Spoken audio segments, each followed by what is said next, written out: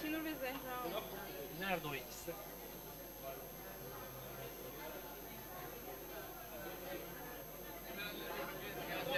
Zehra. Zehra. Zehra. Sen niye hiç beni duymuyorsun ya? Ayşenur nerede?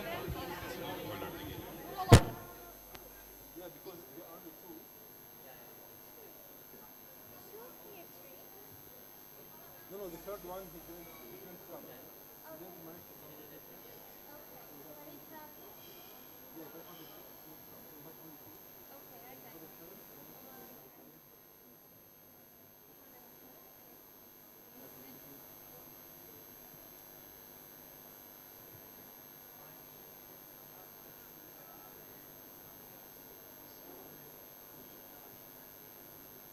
So will be any like presentation? Yeah. With Qadr or Mike? Sure.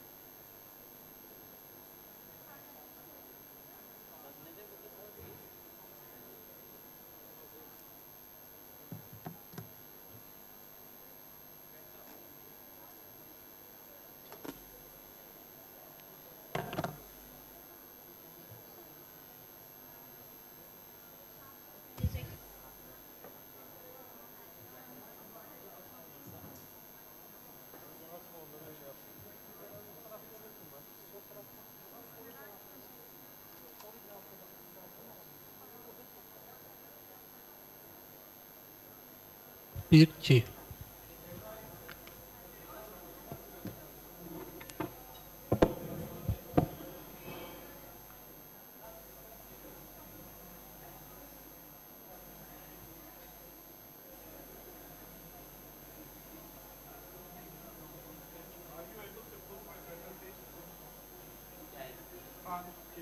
Yeah. Can you just take out that and provocation, not provocations from number one. No, number three. Yeah.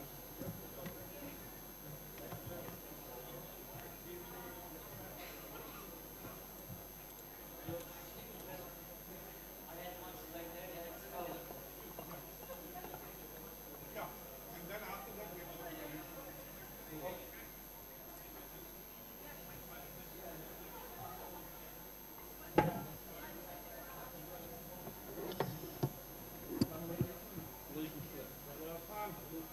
I'm very fine stuff.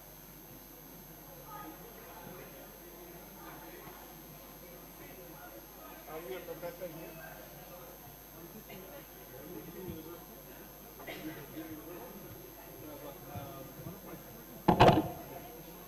Bir, iki. Ses kontrol. SA ses deneme. SA. Ses deneme 1 2. Geliyor mu ses yayına? Yayında ses var mı?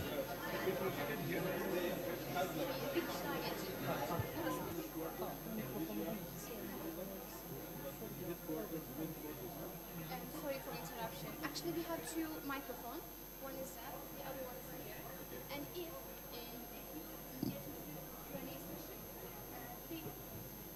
if this microphone will, to the audience, for the audience, yeah. Okay.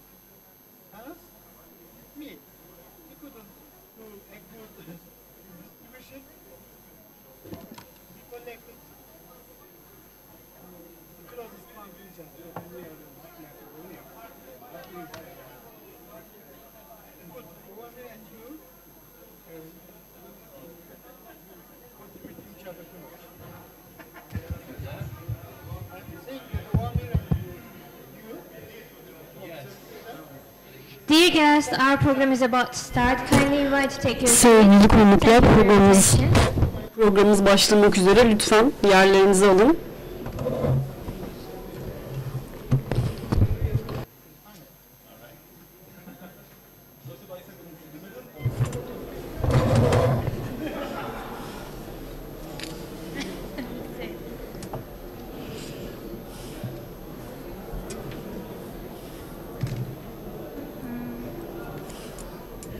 Assalamu alaikum.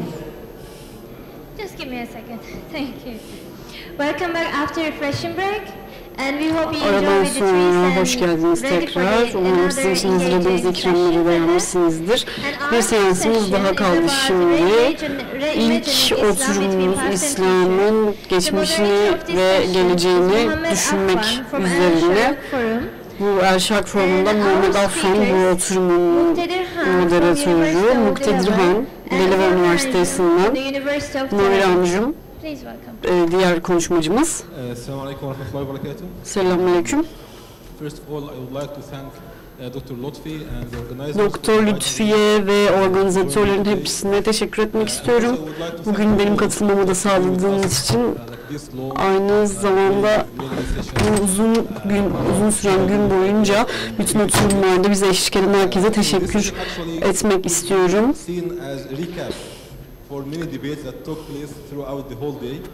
Bütün konuşmaların bir özeti olarak görülebilir bu. İslam'ın bugününü ve geleceğini tahayyül etmek. İki akademisyenin teması buydu. Bunlardan bir tanesi eleştirel bir bakış verecek İslam'a uyanışa dair ve geçmişe bakacak ve ikinci konuşmacımız da geleceğe bakacak, nasıl ilerleyeceğimize, nasıl ilerlememiz gerektiğine dair bir takım yaklaşımları, önerileri olacak. İlk sunucumuz, sunum yapacak kişi Muktedirhan, Delaware Üniversitesi'nden kendisi. Bir 20 dakika kadar bir zamanımız var sunumun tamamlanması için.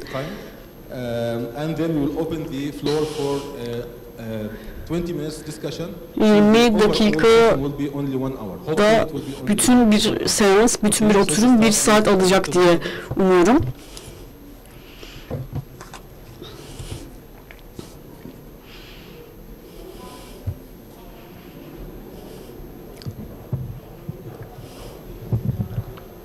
Assalamu alaikum.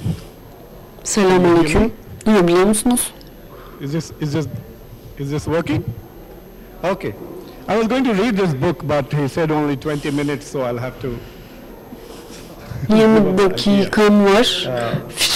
Söyleyeceğim fikirden vazgeçmem gerekiyor bu kadar kısa sürede tamamlayabilmek için. Birkaç provokatif bildirim beyanda bulunmak istiyorum size bugün. Bunu yaparken amacım da sizi düşünmeye zorlamak. Bu sorular beni ne zaman rahatsız etmeye başladı? 7 Ekim'den itibaren beni kurcalayıp duruyor bu sorular. Yine bir kurgu konferansına gitmiştim, tahayyül ettiğimiz hayal şeyleri konuşmak için. Burada işte bu Amerika'da büyük bir şaka vardır, çocukların hayali arkadaşları olduğuna dair. Bu İslami devlet dediğimiz bir hayali devlet var. Bu da bizim şakamız Müslümanlar arasında denilebilir. Dolayısıyla bununla ilgili bazı beyanlarda bulacağım. Bu konuda empirik bir çalışma olmadığını fark ettim. Verilerle konuşan kimse yok bu konu çalışan insanlar arasında. Bütün fikirler, düşünceler, görüler var ama ortada bir veri yok. Geçen hafta yine Gayler'de başka bir konferanstaydım, benzer bir konferanstaydım ve Hindistan'da Müslüman eğitimi üzerine konuşuyordum. Ve orada aynı görüş vardı. İslami epistemolojiden, vizyondan, görülerden bahsediyorduk. Ama Hint Müslümanlarının gerçekliği, İslam eğitimindeki gerçekliği gerçekten şuydu ki İslam organizasyonlarına, İslami kurumlara çok az bir katılım vardı. Bu konuda veriler toplantısında gerçekten çok şok edici ve paramparça edici bir görüntüyle karşılaştım. Çünkü empirik veriler düşündüğümüzden çok farklı. Dramatik ve aslında oldukça üzücü bir durum ortadaydı. Dolayısıyla size sunmak istediğim ilk provokatif görüş de şu. Has Islamic revivalism failed? İslami uyanışçılık başarısız mı oldu? Suya mı düştü? I don't know from where you date Islamic revivalism, but I İslami tend to go to uyanışçılığın 1857. nereden başlattığınızı bilmiyorum. Ama ben bu Hindistan'daki şirketlerden başlatıyorum. Bu orada bağımsızlık savaşı veren yerlerden başlatıyorum. Moğol İmparatorluğu'na karşı savaşan kişilerden, savaşçılardan başlatıyorum İslami uyanışçılığı. Bu soruyu sorduğum zaman, bu soruyu sorarak aslında bize ne oldu diye de sormuyorum aynı zamanda. Malik bin Nebi çok enteresan bir şey söylemişti. Bu sömürgecinin bize ne yaptığını sormanın bir anlamı yok çünkü bunu görebiliyoruz. Biz kendimize ne yaptık sömürgecilikten sonra ve nasıl sömürgeleştirilebilir bir hale geldik? Sormamız gereken soru bu. Bunu sorduktan sonra şunu fark etmeye başladık ki İslam dünyası güç kaybetmiş. İlk Birinci Dünya Savaşı'nda Büyük Britanya Osmanlı Devleti ile savaşırken Müslüman İmparatorluğu olan Müslüman İmparatorluğu ve İngiliz İmparatorluğu, yani biliyorsunuz Osmanlı İmparatorluğu içinde çok fazla Müslüman vardı. 1918'de İngiliz İmparatorluğu'nda Osmanlı İmparatorluğu'ndan çok daha fazla Müslüman vardı. Peki bu nasıl oldu? Bunların hepsinin İslam uyanışçılıkla bir bağı var. 60 yıldır neredeyse bu devam ediyor. Bu soruyu kendimize bu yüzden sormamız gerekiyor. Daha ne kadar zaman bu aynı fikirle devam edeceğiz düşünmeye, bu fikrin işlendiğini anlamadan önce? ABD'de kullanılan bir laf vardır sürekli olarak aynı şeyin etrafında dolanmakla ilgili, aynı şey yapıp farklı sonuç beklemekle ilgili.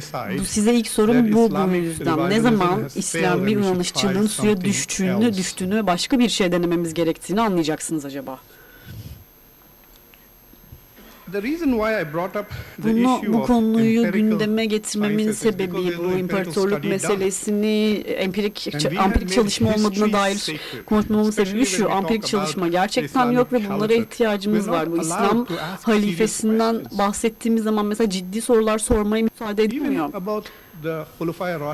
Mesela Hulafai Raşid'in dönemine baktığınız zaman düşünün, iç savaşla başlayan bu süreçle ve yine sivil savaşlar, iç savaşlarla devam eden dönemde İslam'ın en iyi yönetime sahip olduğu dönem olarak anlıyoruz burayı. Bu soruları yine de sahabe dönemi içinde bu soruyu sormuyoruz hiçbir zaman. Hulefai Raşidin'le birlikte gelen yeni sistemle ilgili bir şey sormuyoruz. Ortada ciddi bir eleştiri yok. Yine biz aynı türde halifeliği üretip durmaya çalışıyoruz. Sürekli aynı şeyin etrafında dönüp duruyoruz.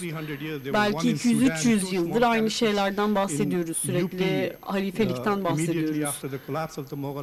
Moğol İmparatorluğu'nun çökmesinden sonra İran'da, Afganistan'da İslam devletlerinin ortaya çıkışından bahsediyoruz, halifelikten. Bu başarılardan bahsediyoruz ama empirik olarak bu fikirlerin başarısızlığa ulaştığını ne zaman fark edeceğiz ve yeni bir fikir husule getirmemiz gerektiğini ne zaman bahsedeceğiz? Bizlere bu konuda bu soruları sormamıza müsaade edilmiyor zaten. Bu modeli bahsettiğim modeli birazcık özetlemek istiyorum sizin için. İslami yönetimin amacı şudur: İslami yönetim adalet tesis etmek ister. Bu adalet fikrini de İslam şeriatından alır. Dolayısıyla İslami uyanışçılık da İslam devletinin tesis edilmesiyle alakalıdır. Geri de dönebilirsiniz, ileri de gidebilirsiniz. Adalet, toplumda adalete ve adalete ulaşmak ve İslam'ı yeniden uyandırmak ve canlandırmak için. Benim argümanım ise şu, Many of these concepts are socially bu constructed. kavramların hepsi toplumsal olarak inşa edilmiş kavramlar, You know, sosyal until olarak recently, inşa edilmiş women were not kavramlar. allowed to drive in Saudi Yeni Arabia. zamanlara kadar kadınları And the biliyorsunuz Saudi ulema said it is Suudi according to the Arabistan'da Sharia. araba sürmelerine izin verilmiyordu ve ulema bu Now, konudaki the yetkisini Taliban şeriattan Sharia alıyordu. doesn't Şimdi allow girls to go to Taliban'ın school after 6th şeriatı grade. kızların okula gitmesine izin vermiyor belli bir yaştan This is sonra. the Afghan Sharia.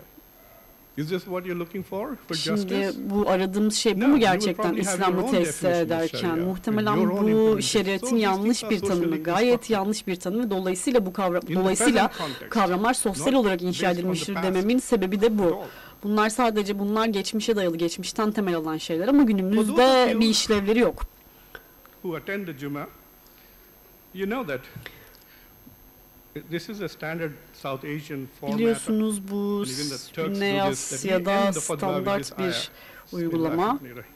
İnna İnsanlar- Allaha ya'muru bil adli vel ihsan ve ita'i zil qurba. The one day I was giving a khutbah Bir and gün, I was günün birinde bir hutbe veriyordum. I finished it. Camide İnna Allaha ya'muru bil hutbeyi adli vel ihsan. bitirdim. And I stopped. ve And I remember the durdum. brothers, Bu Müslüman the- kardeşlerden birisi oturuyordu o the Muslim tarafta. said, Dr. Bana Muqtadir, dedi don't ki- fall asleep, otherwise you'll have to do wudu again before you lead the salah. So he was trying to wake me up. But I was Yani stunned uyuyakalıyorsun, yine after aynı şey reading yapmak this zorunda ayah kalacaksın. literally Dolayısıyla hundreds of beni times uyandırmaya and reciting it in çalışmıştı. khutbahs hundreds of times. Sürekli aynı At that hutbeleri okumak, moment, this was hutbelerde about 8 or sürekli 10 aynı years ago, vaazları I verip realized the durmak, meaning cemaati of the ayah. bunlarla uyutmak. And I Bana bu realized uyarı that yapana Allah kadar ben subhanahu bunu wa fark ta'ala by saying that etmemiştim. you Daha need to sonra apply fark ettim ihsan with sürekli justice aynı şeyleri was actually söylediğini ve telling us Allah-u that Teala'nın justice is not bizden enough. adaletli olmamızı emrettiğini Justice biliyordum is not ama enough. adalet maalesef yeterli değil. Adalet yeterli değil. You have to have a ihsan with it. Onunla birlikte ihsana da sahip That's olmamız why gerekiyor. every Hem adil olmamız Cuma, gerekiyor at least hem you hear this ihsanlı ayah. Why do olmamız you gerekiyor. think we Cuma picked hutbelerinde de öğretmemiz gereken ayah şey to be buydu a aslında. concluding remark of one of the most important Şu an ceremonial things that we artık do every week as bunları, bu Muslims. hutbeleri bitirirken, bu We seremonileri remind ourselves that Müslümanlara justice is verirken not söylüyorum ki bu adaletin about yeterli also olmadığını ihsan. hatırlatmamız God gerekiyor expects you to kendimize. do justice Adaletle with birlikte ihsan. ihsanlı da olmamız gerekiyor. And that Adaleti kind of ihsanlı began bir to şekilde change my way tesis of etmemiz thinking, and I gerekiyor. realized the Bu reason konudaki why düşünce şeklimi I değiştiren, think farkına these varmamı experiments with Islamic sağlayan revivalism şeylerden are biri failing de is because İslam they are not uyanışçılığın justice with bakış ihsan, it is just açısını about değiştirmediği ve adaleti ihsanla tesis etmedikleri için suya düştüğünü ve başarısız davradığını fark So etmemle what is oldu. ihsan? Now, Peki ihsan dediğimiz şey nedir? I want to take a short commercial break. Burada araya küçük bir You ticari will have to read this şey yapacağım. Bir ticari reklam alacağım. book called Ee, Islam and Good Governance, a Political İslam Philosophy ve iyi of Ihsan. yönetim, ihsana And I dair bir divided politik ihsan felsefe. into 8 Burada you ihsan can see, 8'e ayrılır görebileceğiniz subsets, gibi ekranda. and, I have tried to discuss them Bunları as bir to biçimde how to tartışmaya çalıştım. implement them Nasıl in practical sense uygulanacağına as a dair, governing nasıl body. pratize edebileceğimize So dair for bir tartışma example, I'll yürüttüm give you one kitapta. example like Mesela bir murahaba. örnek vereyim. Muraha For those who are of the Sufi örneği, bu persuasion, Sufi murahaba is inancına being sahip vigilant against olanlar, yourself. biliyorsunuz murahalar, Asking yourself that everything that I did today, kendilerini did it bugün make God happy yaptığımız with me, her or did bugün it yaptığım make God şeylerle angry Allah'ın with rızasını me? alabildim mi, yoksa Tanrı Allah We bana need to öfkelendi mi? Bütün bunları institutionalize that sormakla practice. alakalı bir In society, inanç. we become a Bunları self-critical toplumda society. kurumsallaştırmamız gerekiyor ve How many, if you were to eleştirisinde have a bulunmamız survey gerekiyor. and ask Muslim countries to grade themselves on a scale of 0 to 10, Bu Müslüman ülkeler how kendilerine sıfırdan they are 10'a kadar responding to the kaç tragedy in puan Gaza, verirler what do you think acaba they will give Gazze'deki themselves? trajediye verdikleri tepkiler bağlamında? Gerçek anlamda adil They'll be bir very tepki honest and verebildiler mi they'll buna? probably Eğer give bu konuda the çok Muslim dürüst society what olursak it deserves, Müslüman one or two toplumlar, out of 10. Müslüman toplumların kendine That's 1 ya da 2 for puan the vermeleri humanitarian gerektiğini aid and görürüz the 10 protests üzerinden. and the angry debates over chai. And then when you ask the next questions, Bu da beni bir sonraki soruma what do you do? getiriyor. Ne Go yapıyorsunuz? from 2 to 6, 2 to 7. Yani Then you have a ne serious yapmamız policy gerekiyor? discussion. 2'den That we don't 5'e, have any 5'ten Muslim 7'ye gitmek için yapmamız This gerekenler ne? criticism of Zionism, criticism of America, we've Siyonizmi done it eleştirmek, before. Amerika'yı eleştirmek, This is not bunların the hepsini time daha to önce just yaptık. and Artık bunları yapma spend your zamanı time in değil. polemics. Ask Artık yourself polemiklerle why vakit we are kaybetmeye not zamanı able değil. to stop Kendinize this sorun. genocide. Niye bu soykırımı durduracak gücümüz You're yok just bizim? watching it happen. Niye sadece olup biteni It's izleyebiliyoruz? amazing. Çok 2 billion şaşırtıcı. people, Gerçekten the 2 Ummah, 50 milyar 55 insan countries, ve 50 küsür ülke cannot do bunu sadece anything. izliyor. Hiçbir şey yapamıyorlar. Bunca yıl sonra, İslam uyanışıyla geçen bunca yıldan sonra hele hiçbir şey yapamıyorlar.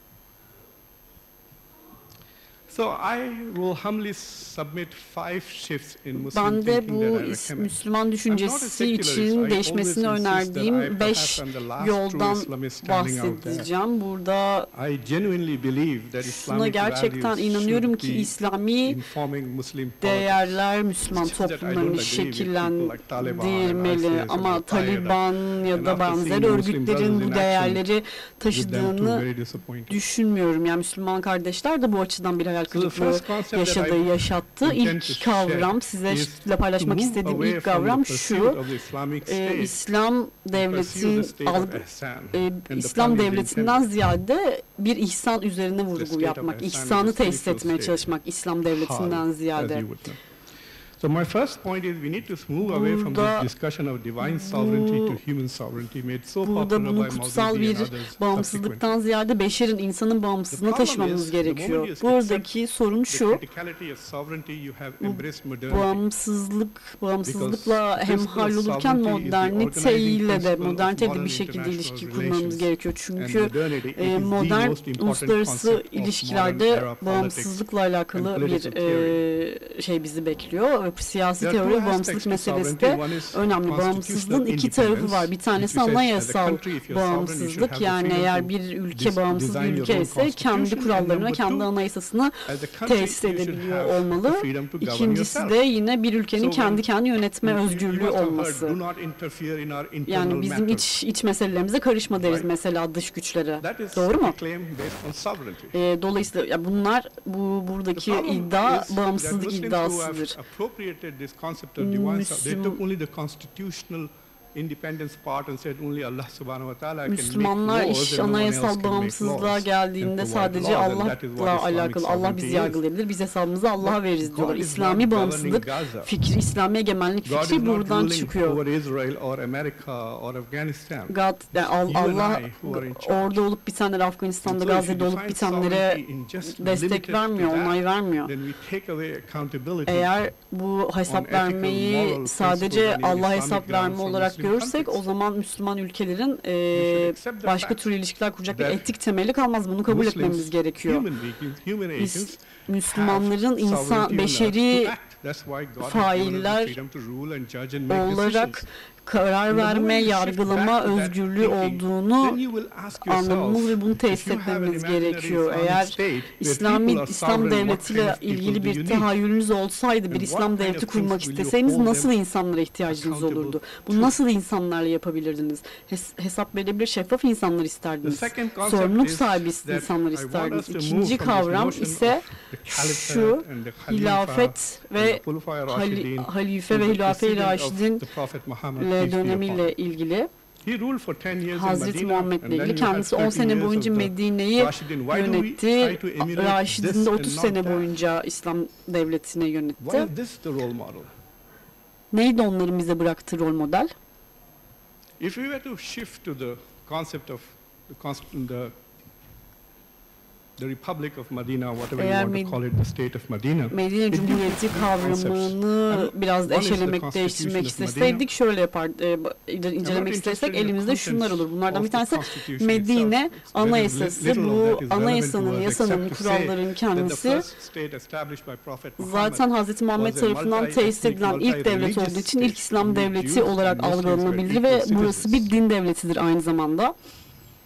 So what lesson you can draw from the state of Medina is the importance of constitutional Medine devletinden eşitlik, vatandaşın eşitliğine dair bir İslam devletinin vatandaşın eşit olduğuna dair çok önemli bir kurallar var. Yine Peygamber Medine'yi Allah'tan aldığı yasalarla yönetiyordu Medine.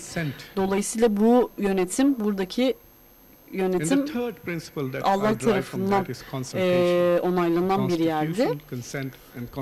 Bir anayasa, rıza ve üçüncüsü de fikir birliği diyebileceğimiz bugünkü toplumlarımız da bugünkü toplumlarımız bunlar üzerine mi kurulu mesela? Üçüncü konuşmak istediğim konu da iyi yönetimle alakalı. Pek çok Müslüman politik teorisyen hükümetin yapısına odaklanıyor. Fakat hükümetin yapısı ya da ne gibi bakanlara sahip olduğu fark etmeksizin asıl önemli olan insan haklarını nasıl işletmesi, insan hakları bakanı diye bir şey var. Hangi ülkelerde var böyle bir bakan? Yani isim önemli değil, başlık, ünvan önemli değil. Önemli olan iyi bir yönetim, halkı iyi bir şekilde yönetebilme, iyi yönetme kapasitesine sahip olabilmektir. Sizin hükümetiniz mesela nasıl, kamuoyu nasıl yönetiyor? Adaletten bahsettiğimizde genellikle yöneticinin adaletinden bahsediyoruz. İnsanlar sadece burada işte adil yöneticilerden bahsediyorlar. Mesela Joe Biden bir soykırımı onaylıyor. Joe Biden empatiden yoksun, sempatiden yoksun. Joe Biden binlerce insanın öldüğü bir savaşa destek veriyor. Herhangi bir barış sürecine katılmıyor. Savaşlara ve silahlarla birlikte taraf tutuyor. Bu yaptığı yürüttüğü politikalar hiç empatik politikalar değil. Mülteci politikalarına bakın, savaş politikalarına bakın. İnsanların adil yöneticiler olduğu fikri, adil yöneticiler olduğu fikri doğru fikir değil. Kendi sadece bir yönetici, adil bir yönetici değil. Toplumdaki adalet ampirik olarak gösterildiği üzerine, ampirik olarak gösterildiği gibi aslında ölçülebilen bir şey değil. Bir yöneticinin adil olup olmadığını bize söyleyecek ampirik veriler yok elimizde. Burada sizin eylemlerinizin eşitliğe yol açıp açmadığını görmem gerekiyor. Bununla ilgili bir ampirik veriye ihtiyacımız var. Eğer o elinizde bu konuda ampirik veri yoksa, sonuçlara dair ampirik veri yoksa, bu sadece bir konuşmadan ibarettir yani. On WhatsApp especially these days. Right? So the fourth point that I wanted to make was that it's important for us to when we talk about these values, talk about it as social bu değerlerle ilgili konuşmak, toplumsal neticelerle ilgili konuşmak, ampirik gerçeklikle ilgili konuşmak gerekiyor ve bunu hutbelerden başka bir yerde de yapmak gerekiyor. Ne olup bittiğine bakın. Geri gidin ve verilere bakın. Hangi çağda yaşamak isterdiniz? Bu da bir önceki panelistlerden biri kritikal eleştirel Müslüman düşüncesine sahip. Eleştirel düşünce budur. Burada da eleştirel bakışınızı ve eleştirel gözünüzü buraya da çevirin. Buraya da o gözle bakın. Şimdi bahsetmek istediğim son noktaya geliyorum. Evet, şeriatla yaşamak istiyorsunuz ama pek çok şeriat tanımı var ortada. Şeriatın çok farklı inşaları var. Medine'deki insanların şeriattan anladığı başka bir şey. Buradaki insanların şeriattan anladığı başka bir şey. Şeriat da diğer bütün kavramlar gibi toplumsal olarak inşa edilmiş bir kavramdır. Şeriat içerisinde nasıl adalet uygulayacağız, nasıl demokratik de olsa, demokratik olmasa da şeriat nasıl her yere aynı şekilde uygulanabilir bir fikir olabilir ki? Eğer ortada aşılanan bir grup birisi varsa nasıl İslami bir yönetimden ve adaletten bahsedebiliriz? Hazreti Muhammed demiştir ki benim ümmetim biz hiçbir zaman hatada fikir birliği yapmaz. Ulema da hiçbir zaman hatada fikir birliği yapmaz demiştir. Harika bir laf. Evet, o zaman ümmeti eleştirelim, değil mi? Burada nasıl bir karar verme süreçlerinden geçtiğine bakalım ümmetin. Şeriat nedir? Buna yaklaşımlarına bakalım. Bunu yapmanın en adil ve sağlam yolu nedir? Buna bakalım. Plus the 30 seconds you took. Okay. 2 saniye mi de sen aldın? Evet. So the idea is to have Sharia by Shura, and that process Şuradan is gelir very şeria important ve bu because gerçekten then it çok allows önemli us bir to be süreçtir. part of the Çünkü discourse. böyle olunca bu söylemin bir parçası oluyoruz Otherwise- şeriat deyince. Fakat For diğer those of you who are türlü thinking it's a bizarre idea, no. eğer Go and bu look tuhaf bir fikir Is olduğunu azan düşünüyorsanız part of our bakın etrafınıza. How did azan Her şeriatın happen? parçalarını göreceksiniz Happens to be etrafta. Ezan consultative mesela process. şeriatın bir parçası yani. The Prophet, peace be upon him, asked his companions, how should I Şeriat dediğimiz şey aslında call danışmakla people to alakalı. pray? İnsanların birbirine Azan danışması, came out of şura that etmekle alakalı bir şey. If you look at the Quran says you can Kur'an'a give zakat bakarsanız Kur'an'da to şöyle rich buyurulduğunu non-Muslims, rich and göreceksiniz. powerful non-Muslims to soften their heart. Güçlü Müslüman, güçlü gayrimüslimlere ulaşın, onların kalplerini yumuşatın dediğini göreceksiniz. Ama Müslümanlar şu an hiçbir şekilde bunu yapmak istemiyorlar. Maulvi or Mufti, can we give zakat to powerful, rich Christians and Jews in America? They will say, of course not. Amerika'daki Müslümanlar, Amerika'daki zengin Hristiyanlara, gayrimüslimlere sorduğunuz zaman elbette şeriatın gelmesini istemeyecekler. Buna çok karşı çıkacaklardır. Ama onların kalbini bu konuda yumuşatmak lazım. Şeriat, şura konusunda söyleyeceğim son şey şu. İcmanın bir parçası değilseniz icmayı değiştiremezsiniz, toplumu değiştiremezsiniz. Geçmişteki düşünceleri, geçmişte olup bitenleri bırakın, bugün nasıl yaşıyorsak onun geçmişteki yüklerle nasıl sınırlandığına bakın. Do not allow that to become a way by which you are excluded from shaping, defining, embracing the norms and values by which you want to live. Ve değerleri, kendi yaşamak ve yaşatmak istediğiniz normları ve değerleri şekillendiremiyorsunuz ve ortaya koyamıyorsunuz. O yüzden zaten normatif olan ne olduğuna karar vermemiz çok önemli. Süreçte de bu süreci danışarak yürütmek çok önemli. Teşekkür ederim. Thank you Dr. Muqtada for this thought provoking talk. Çok teşekkür ederiz. Important arguments to be discussed actually about the failed revivalism or critical discussion of our Islamic history, the rereading of our concept of ihsan and justice. So there are many arguments and many hypotheses should be really discussed maybe in Q&A session. But now, Dr. Ovamir, the future of the Islamic political, you also have only 20 minutes. بسم الله الرحمن الرحيم الحمد لله والصلاة والسلام على رسول الله اللهم لك الحمد حتى ترضى ولك الحمد إذا رضيت ولك الحمد بعد الرضا ولك الحمد حمدا كثيرا طيبا مباركا فيه اللهم صل وسلم وزد وبارك على نبينا محمد وعلى آله وصحبه أجمعين. Why do we need classical Islamic political thought in order to think about future? İslami siyasi düşünceye ihtiyacımız var geleceği düşünebilmek için. Yes.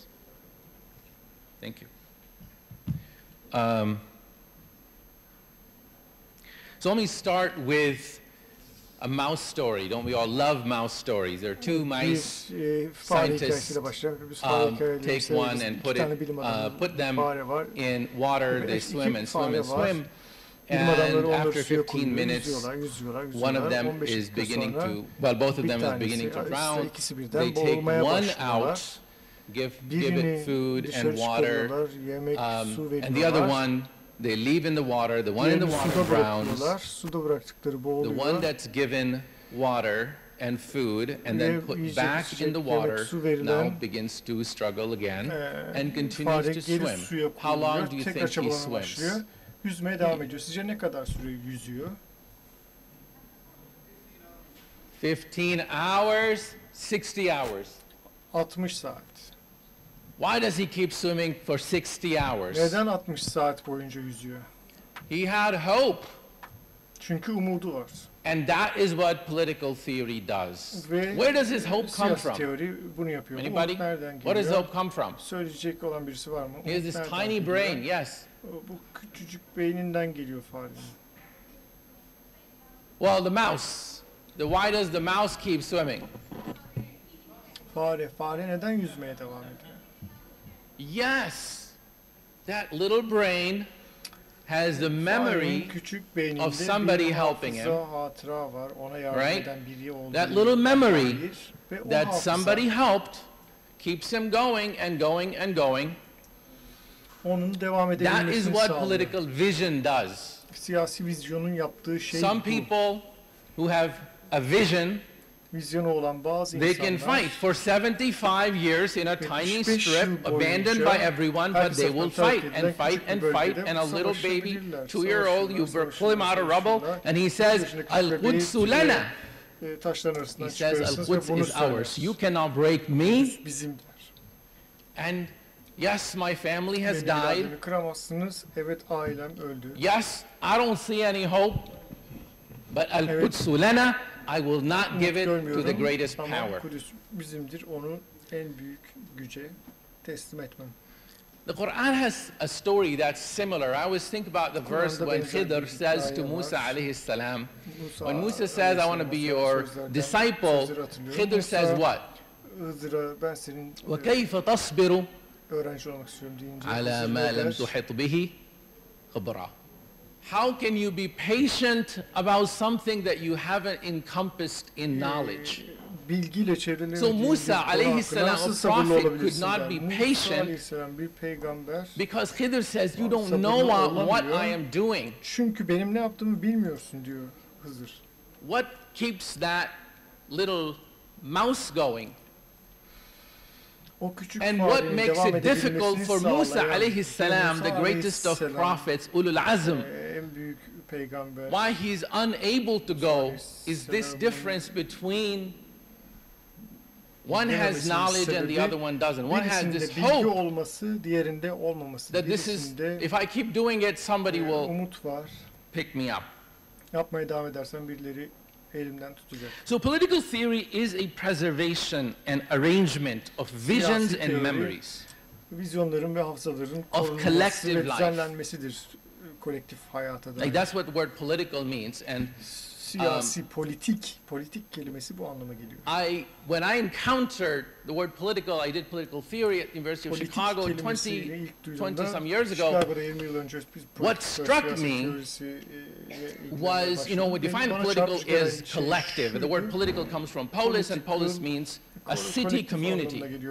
Not actually the city, the territory, the way we think of it. It actually, the word polis means community. Demek. Polis aslında You have a bir report in toplum demek. Aristotle where a city moved. That means what meant by city is a community.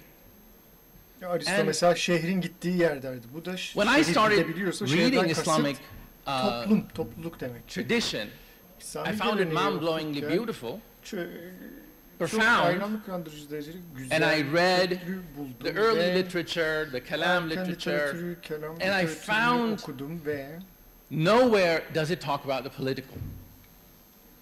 The container, the category that the Muslim scholars, when they talk about the collective, they talk about is not present, not quite clearly defined in the way we would think of it.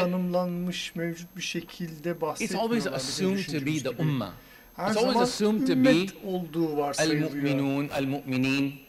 And whenever scholars will talk about political, social matters, they will say, if this is manfa'atul muslimin, if it's benefit of Muslims, then yes, this is hawda al-muslimin, or bayda al-muslimin, the lands of Islam, Darul Islam, that's how they're referred to. So the idea that got me thinking is that there is a major mistake that we're making when we think about the political. We think about a territorial state. I mean modern Muslims, as we're trying to read the past. But what they were really talking about, and what the Quran is talking about, is not politics but ummatics.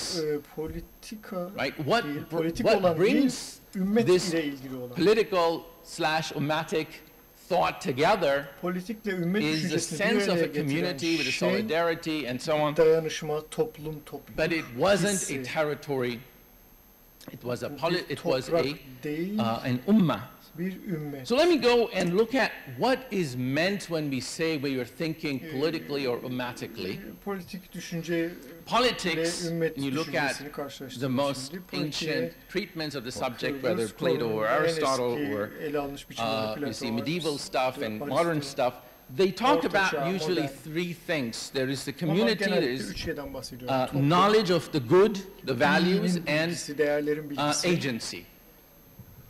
In other words, there are these three things that must be there in order for there to be an account of good politics. Or the possibility of the political, possibility of the ummatic, the possibility of us. So here is the theory. Human beings are going to compete with each other for resources.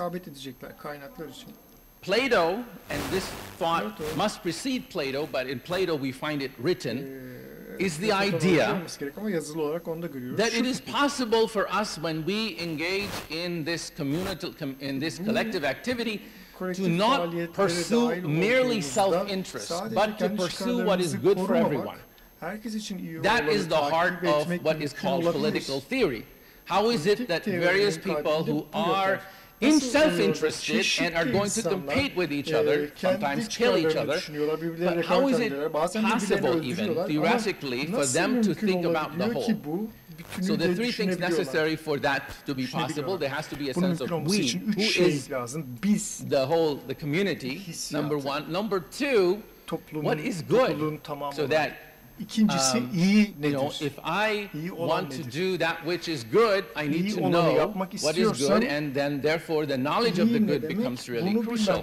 And the third is the question of agency.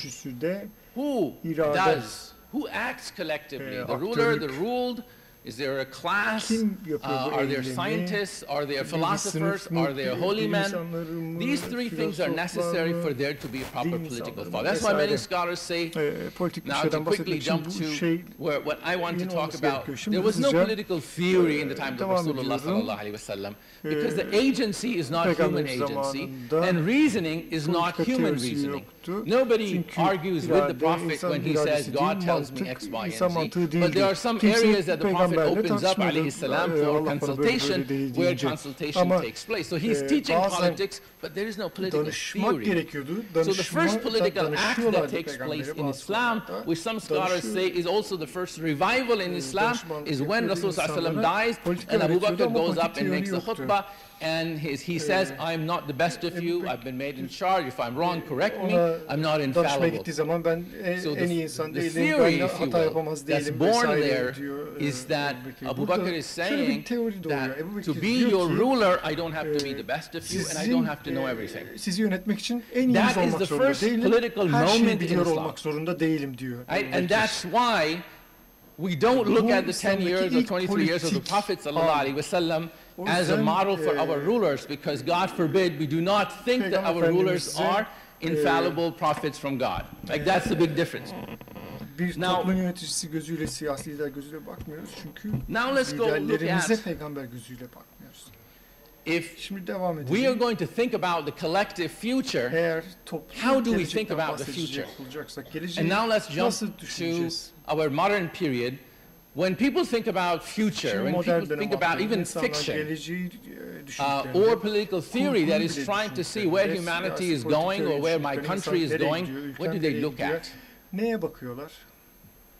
What does future look like? If you look at actually literature, particularly fantasy and futuristic fantasy, you have Star Wars, you have Dune, you have such literature which is in fact really profound. And what's really interesting is if you read Dune, for example, which is considered the height of what good imagination of the future looks like, or Brave New World, for example, Aldous Huxley, it looks like the past. All of our future imagination is actually an arrangement of what happened in the past. The farther we can remember what happened in the past, the farther we can think into the future of what's possible. We haven't seen the future, and that's all we have for our resources. Marxism, which is the most progressive ideology that wants to reject the past, starts with and actually remains within the idea of pre-agrarian societies before there was private property.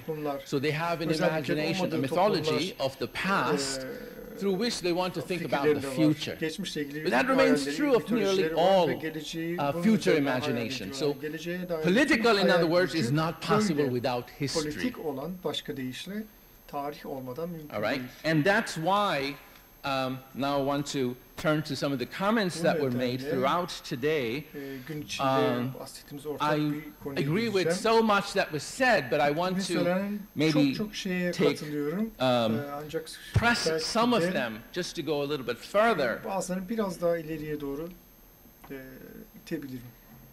When we think about, so Professor Farid Al-Attas's wonderful presentation about Palestine being a settler colonial state.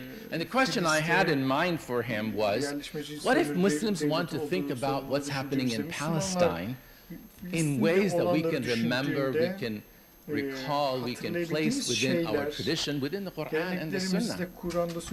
What would be the word for that? So decoloniality is extremely important, but it's not, it should not be the terminus, it should not be the end. Why? Because we still, you see, settler colonialism as a project, is there any judgment for it in the Quran, in the Sunnah, in the fiqh, in the classical literature? Yes. And when we abandon that, which is not to say at all that decolonial discourse is not important. I'm a big champion of that. But my argument is that we cannot stop there. In other words, if you stop at deconstruction, then you are lost. Where there's just deconstruction like an onion, right? You can peel it, and the end nothing is left. And so, in fact, I will quote from Professor Salman Sayyed's book, Recalling the Caliphate, which was a great inspiration for me, a quote that he has from Emanuel Wallerstein, the author of World System Theory, also somebody I greatly admire. He talks about this idea of universalism that the colonial master brings to the colonized as a, what's the word, double bind, right? Why is universalism a problem? The native can accept colonial universalism, and when you accept the universalism that is being given to you, then you are bound by the standards of beauty, the standards of good, the values of the colonizer. You accept that as daylight. Nobody argues with daylight.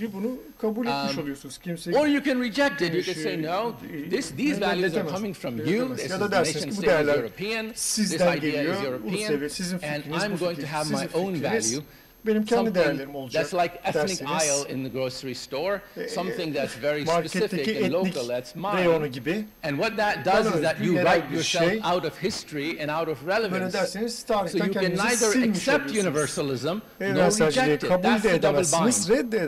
So what Emanuel Wallerstein suggests is what people have done often as they are fighting colonialism is incoherence, inconsistency, sometimes universalism and sometimes local, parochialism. You go back and forth between that, which is a posture that works only if you're not interested in construction, if you're only interested in running away. But what happens when this incoherence becomes your habit? That's all you have, because all you can do is look at the oppressor. Right? So what ends up happening is that you don't believe yourself, because all you have is a motive, but no rationale by which you can build up. So that's why I think Islamic tradition is extremely important, through which we can have an alternative idea of the universal. And this has been explored in literature. Professor Darrell Lee at Chicago has a great book called The Universal Enemy, where he starts to look at that, and I have done some work on it, but I will stop here. I think that's really the crucial thing, that as we're thinking about the people of, whether it's the Gaza, people of Gaza, or whether we're thinking about the Islamic movements, what they're trying to do is tap into a universal that is alternative, a different universal. But that universal does not fall into the trap that Professor Irfan Ahmed talked about, I think, really brilliantly about Shahab Ahmed's book.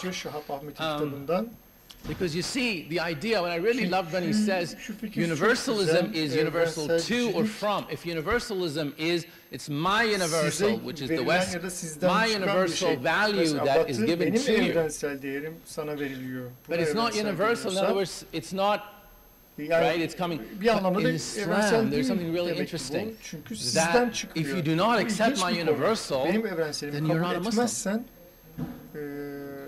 And that process, that conversion, the idea that you have to embrace Islam in order to enter into my universal, if you don't, then we can have a different relationship.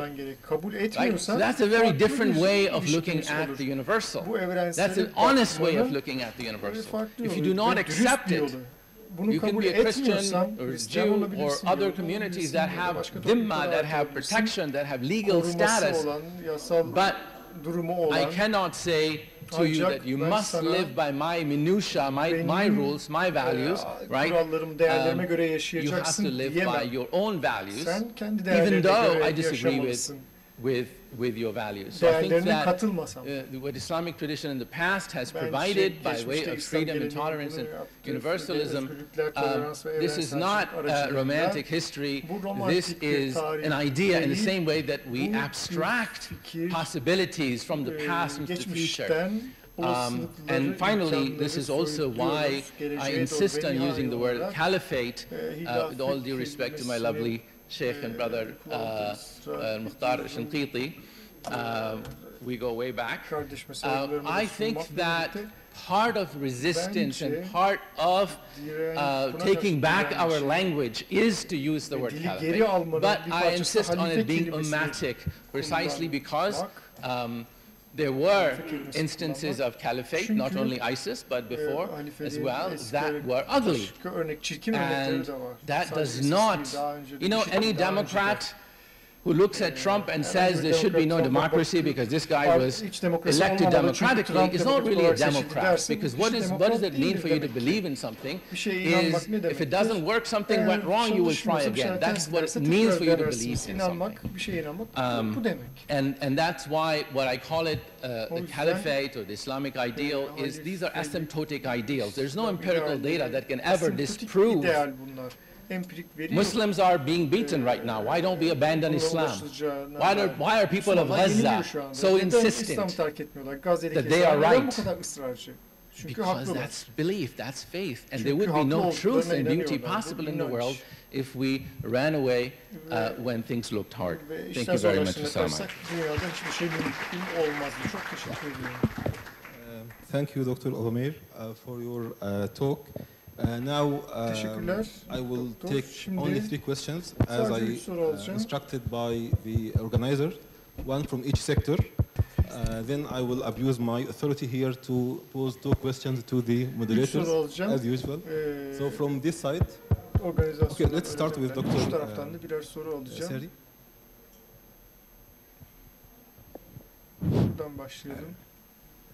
Thank you so much.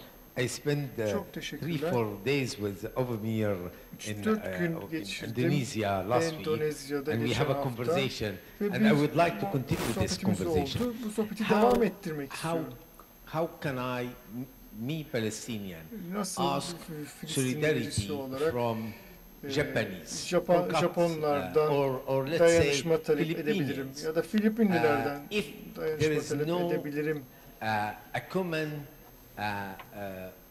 morality, common codes between us, that why they should support us. So this is, if you like, when I talk about universality, I talk about the thin universality, and that should be elaborated culturally and religiously in each place. Otherwise, if we don't conceive at least thin universality, I mean, you know what is the difference between me and you? I grew up in Syria, where I debate so much with people to say no, torture sometimes is important. So I grew up in an area where really I don't want to start from scratch to tell people that let's take Universal Declaration of Human Rights in abstract way as a baselines, and then we need to develop it culturally. Ayar noktası olarak alalım. Kültür olarak farklılıklarımız really, olabilsin. this is very important. My question to you. Bu bence çok önemli. Can humanity reach a thin universality? Sizce insanlık sorun bu. Sizce as example, just to discuss universal declaration of human rights, but örnek olarak evrensel insan hakları bildirgesi ama başka bir şey de olabilir. From this side, yes, please.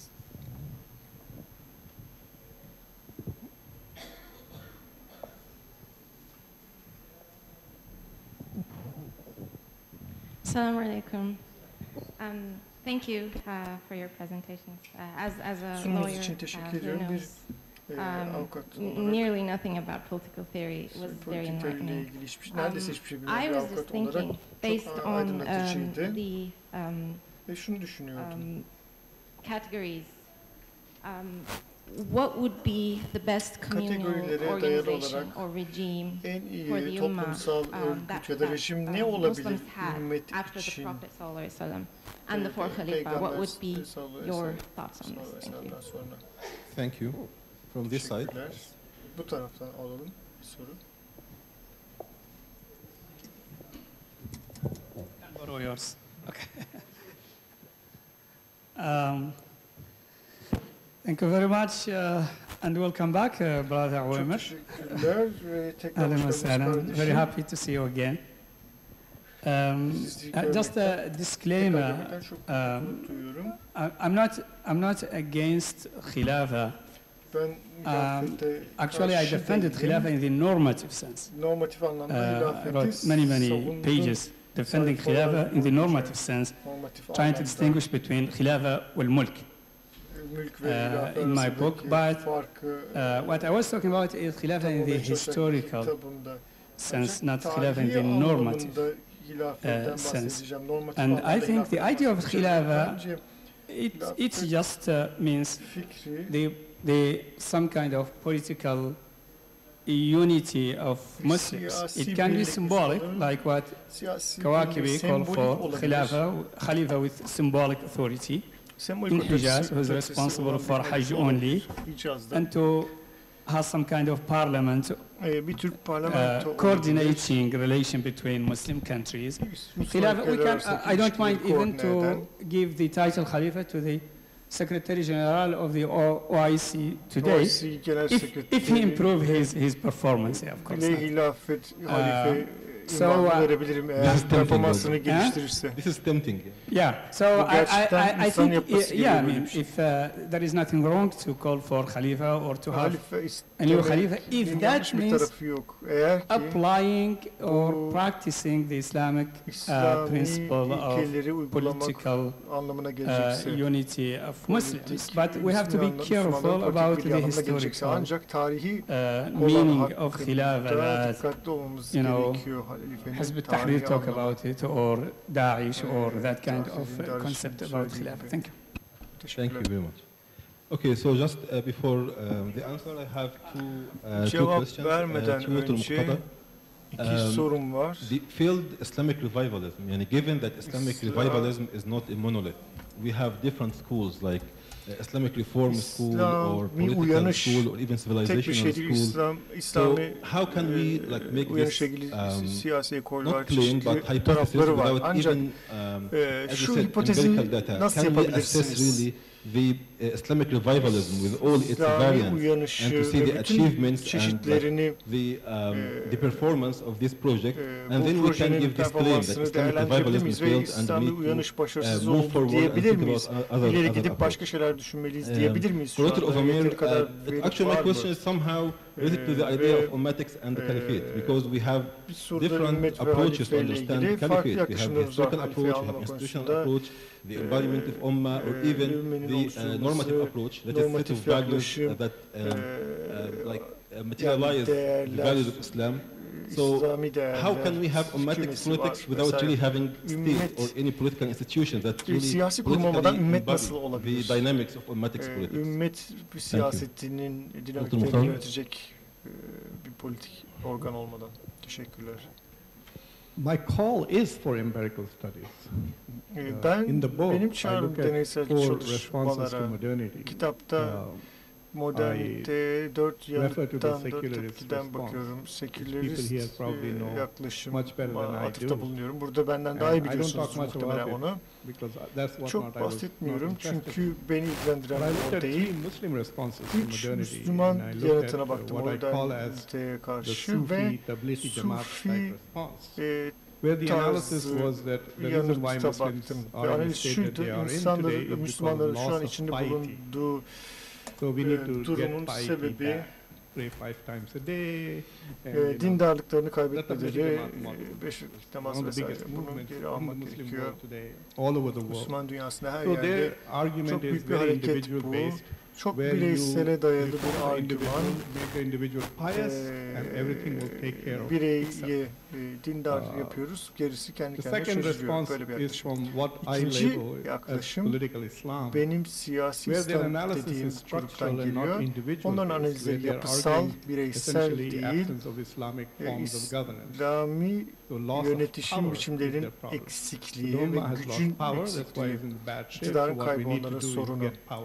İktidarı tekrar ele geçirmek için ne yapmalıyız ve bu mekanizm, bu devirde gücü tekrar ele almak, devlet, hükümet, devleti ele geçirmek, darbeler düzenleyebiliyorlar, seçimlerle de devleti ele geçirebiliyorlar ve devleti dini değişim aracı olarak kullanıyorlar ve tepeden aşağı şeriat amaçlıyorlar. Ve üçüncü yanıt, İslami modernizm dediğim yaklaşım ve tahmin edebilirsiniz ki ben bu tepkiyi tercih ediyorum diğerlerine kıyasla. İslam ve demokrasinin uyumluluğundan bahsediyorum ve bir modernist olarak dindarlığın ya da iktidarın kaybına değil, sürecin ilerlemenin kaybı, sürecin kaybına üzülüyorum. İçtihat ve şura. İslami geleneğin iki önemli süreci, işlemi. Bunların kaybına üzülüyorum.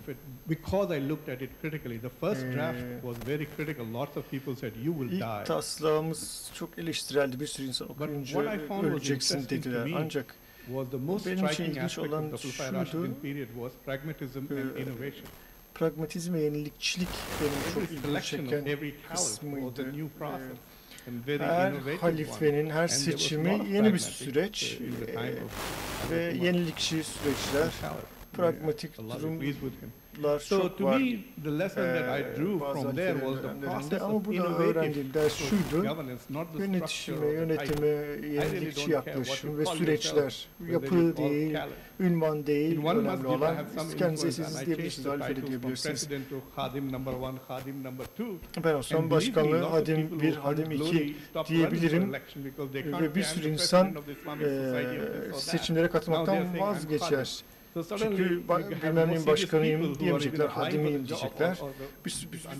O yüzden daha az insan yapmak ister mesela buna. Tabii ki bu şura ve içtihat süreçleri temel öneme sahip. Bu iki sürecin kaybı bence temel bir sebep. Ve bu evrensel düşünceye de bir şey eklemek istiyorum. Müslüman olmayanlara bir konuşma yaptım.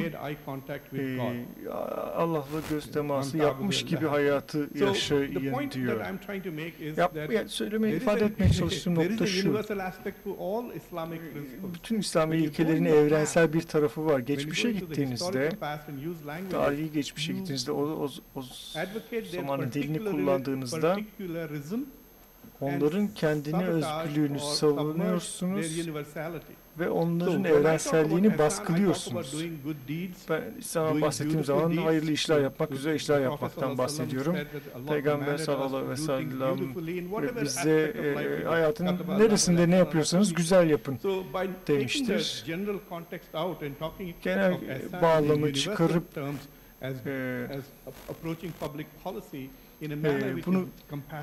bunu şefkatli bir şekilde kamu politikalarına yaklaşım olarak tolerans göstermek vesaire gibi yorumlayarak evrensel çekicilik elde edebilirsiniz ve Filipinlerin, Japonların vesaire sizle birlikte durmasını nasıl sağlayabilirsiniz sorusunun cevabı da çok basit. Siz zulme karşı duruyor musunuz? Özgürlüğün yanında duruyor musunuz? Mesele bu. Okay, so I know everybody's impatient. Thank you very much for lasting this long. Çok teşekkürler. Let me take one by one really quick. Çok çabuk bir şekilde her bir soruya temas etmeye çalışacağım. Evrenselcilikle alakalı olarak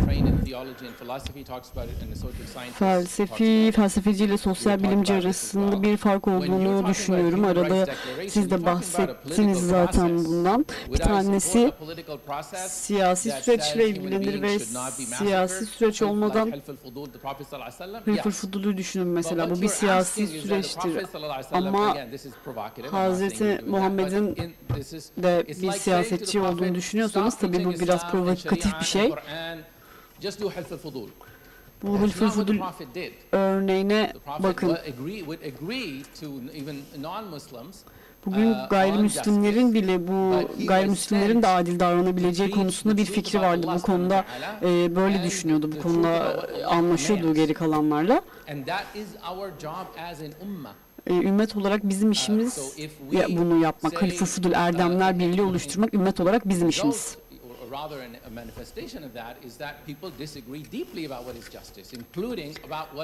İnsanlar, Filistin'de insanların adaletle ilgili genel olarak çok fazla fikri var ama Filistin'de olup bitene bakın. Burada hiç adaletle ilgili bir şeyden bahsedemiyoruz.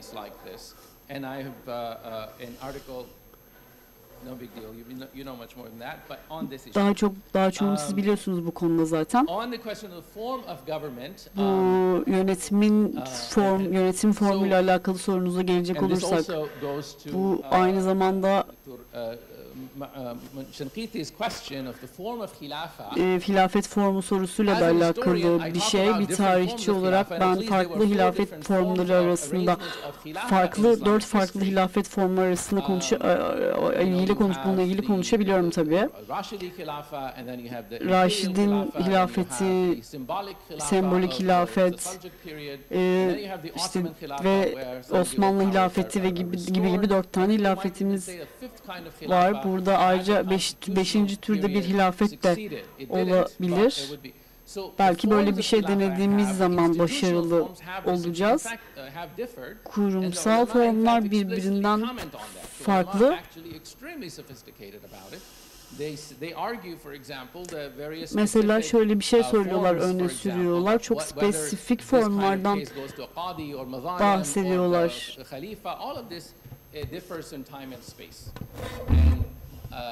Bütün bu hilafet formları zaman ve mekan açısından farklılaşıyor. Her zaman ve mekanda farklı bir hilafet formu inşa edilebilir. İslam'daki siyasi teoriye göre baktığınız zaman ümmetin amacı, ümmetin hakları, bunlar gerçekten tarif ediliyor, tanımlanıyor.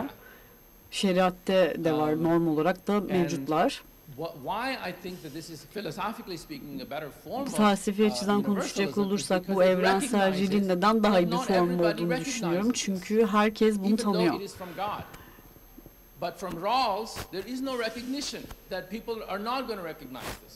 İnsanlar başka diğer formları tanımıyorlar ama bu formu tanıyorlar. Aradaki fark bu. Burada işte batılı felsefecileri, batılı siyaset felsefecilerini de işin içine kattığınız zaman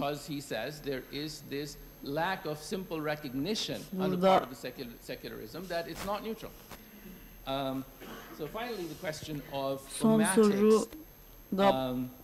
son soruya da bir bakalım. Ben Müslümanların hilafetle ilgili konuşabilmesini istiyorum. Herkes hilafet için bir şey söylüyor. IŞİD de kendisine hilafet diyor.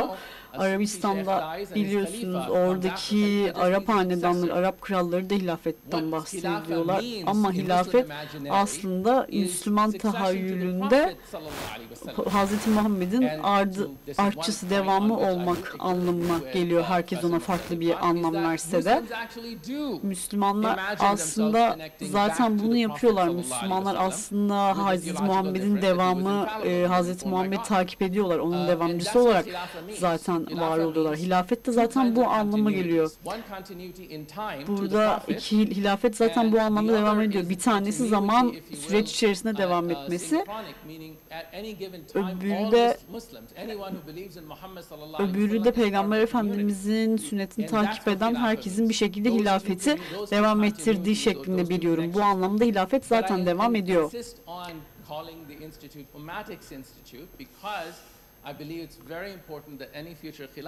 Burada gelecekte gerçekleşecek bir hilafetin yine ümmetin değerlerini düşünmesi, ümmeti bir hilafet olması gerektiğini düşünüyorum. Kurumlarıyla, süreçleriyle böyle bir şeyin tesis edilmesi gerektiğini düşünüyorum. Ümmet içindeki farklı oluşumlar da zaten sosyal, siyasi ve ekonomik anlamda birbiriyle işbirliği kurmayı öğrenmek zorunda. Başka türlü ortaya bir yönetim biçimi çıkmayacaktır. Çıksa da başarılı olmayacaktır.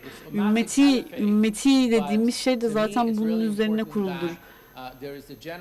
Bana kalırsa burada gerçekten erdemlere dair genel bir söylem var. Siyasi sistemin erdeminin ne olacağına dair.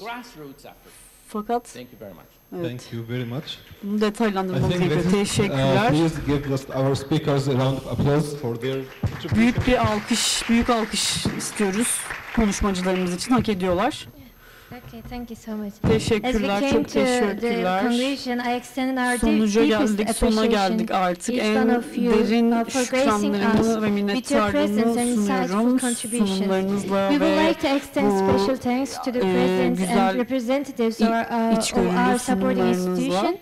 Whose unvarying commitment to education and global cooperation has made this conference possible. Bu eğitim ve küresel işbirliği bu konferansı mümkün kıldı. Bu inanılmaz yolculuğun bir parçası olduğunuz için teşekkürler ve bir sonraki aydınlatıcı seanslarda ve oturumlarda ve paneller sizi görmeyi umut ediyoruz. İnşallah. Teşekkürler.